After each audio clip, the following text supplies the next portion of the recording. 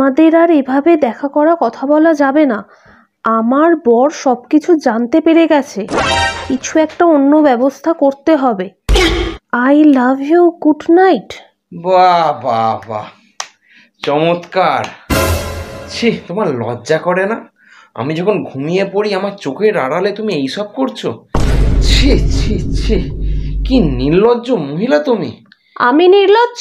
তোকে ভালো করে দেখো, এটা তোমার ফোন। আমার ফোন তো কি হয়েছে? এই আসলে কোথায় কোথায় কোথায়? এই এই এই এই, আরে কি হলোটা কি? দরজাটা খোলো।